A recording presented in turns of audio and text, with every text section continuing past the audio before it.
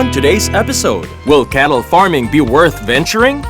Find out with the experiences of Jensen's Pride, ang Jolisa Agribusiness Corporation. Learn how cattle confinement is done to produce quality meat with the top producers. Planning for a zero-waste household? Pwedeng-pwede with a black soldier fly larvae system. Ihanda ang inyong mga sisiw sa pagiging champion by giving the right vaccine. Ang Gumburo!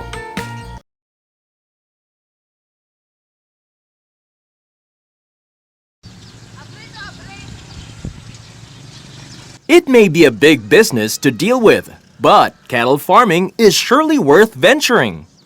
Alamin ang industriya ng cattle farming sa bansa based on the experiences of Jensen's Pride, ang Jolisa Agribusiness Corporation.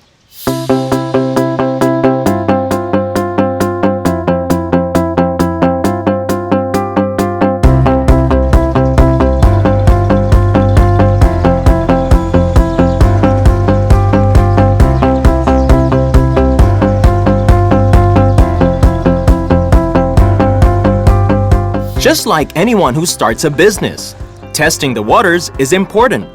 Jolisa Agribusiness Corporation started with a few heads hanggang sa makakita ito ng potential sa cattle farming. Yeah, my boss started this at the year 1984 with 3 heads, and then pinapakain niya yung parang backyard. It so happened na nakita niya there is a potential business in cattle industry.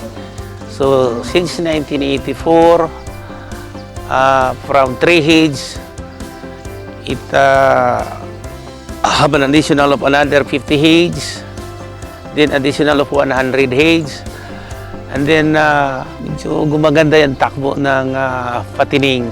So he invest more on additional number of heads for breeding and patining.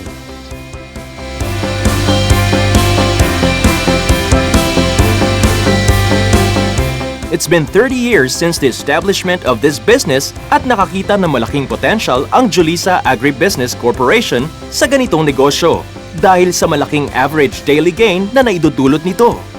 Since 1984 up to at present, that is 2014, that is the numbers of year. But this area was started since 1994. Nakita ng boss ko na may potential siya in fattening in the sense because of the tinatawag na EDG, yung average daily gain is medyo maganda. I-convert natin into pesos, medyo may profit in the end. Part of the development in the cattle industry is going from cattle grazing to cattle confinement. At napatunayan ng Jolisa Agribusiness Corporation ang efficiency ng cattle confinement. If we compare the efficiency of the range cattle and confinement cattle is have a big difference, because in range cattle the supervision is wide and we cannot see how the cattle perform. But in confinement breeding, the close supervision of the management is properly done. In the sense, the area is confined, and every operation we had is closely monitored by the people in charge.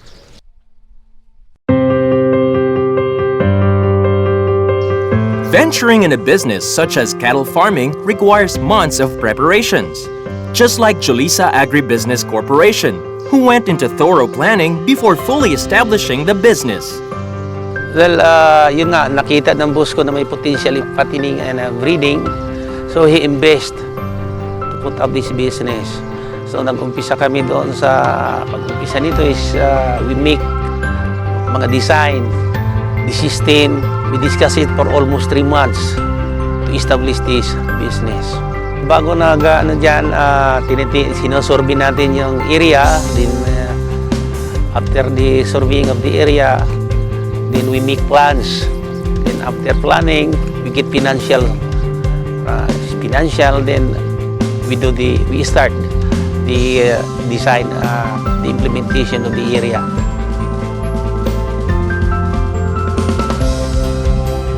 Cattle farming consists of multi-business opportunities.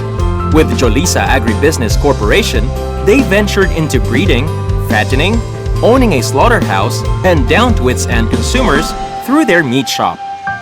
Alam mo, pag ganito ang sistema ng confinement, breeding, at the same time, fattening.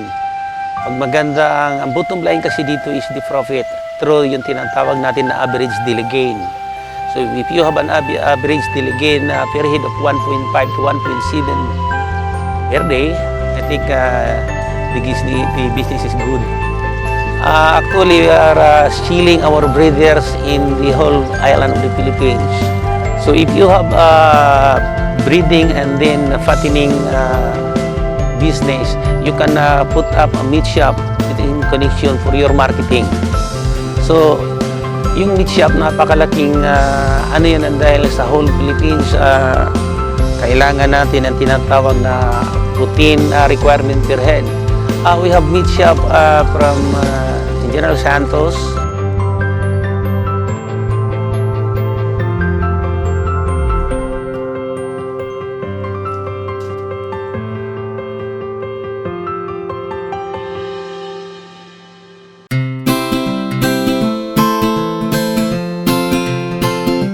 Farm integration means only one thing, zero waste. Sa pagkakaroon ng isang cattle farm, walang nasasayang o itinatapon dahil lahat ay napapakinabangan katulad na lang ng cattle manure. Dito sa farm is mayroon kaming mga yung integration ng farming. So mayroon kami dito mga baka, mayroon karnero, mayroon vegetable, mayroon plantation ng corn. We had a few hectares of corn planted in our area. Then we harvest that at 70 to 75 days old, chop it and feed it to the cattle.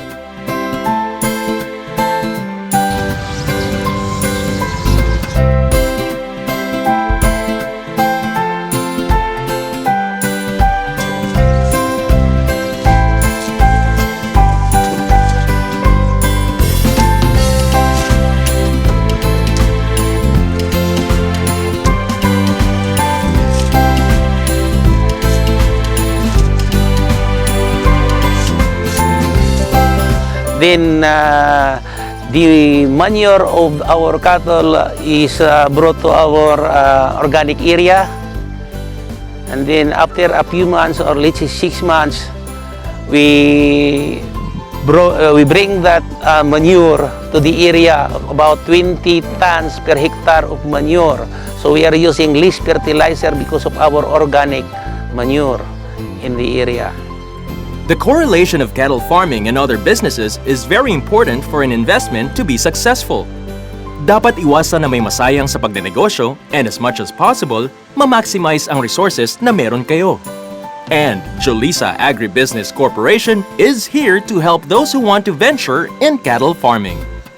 Yung mga gusto mag-negosyo ng cattle farming, you can visit our farm to see the actual operation we had, and then kung bibili kayo sa amin ng mga breeders, we can have yung tinatawag natin na post-technical services, yung tutulungan namin kayo kung paano natin lumago at sa mga sistema sa operasyon.